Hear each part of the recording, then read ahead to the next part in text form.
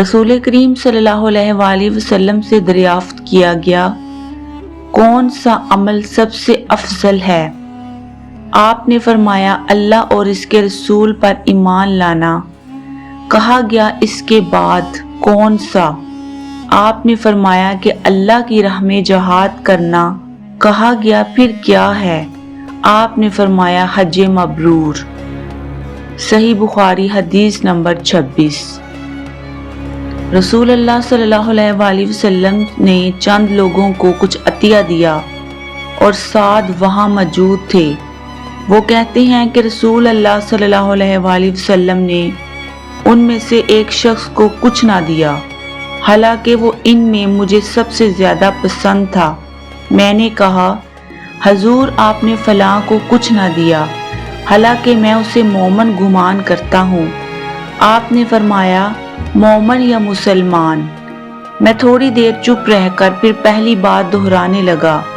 حضور نے بھی دوبارہ وہی جواب دیا۔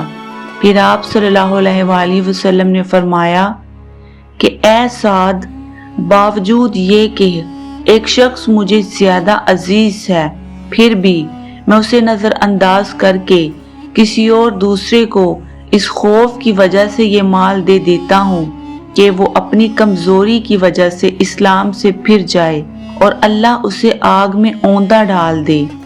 صحیح بخاری حدیث نمبر 27۔ ایک آدمی نے رسول اللہ صلی اللہ علیہ وسلم سے پوچھا، کون سا اسلام بہتر ہے؟ آپ صلی اللہ علیہ وسلم نے فرمایا کہ تو کھانا کھلائے اور ہر شخص کو سلام کرے، خواہ اس کو تو جانتا ہو یا نہ جانتا ہو۔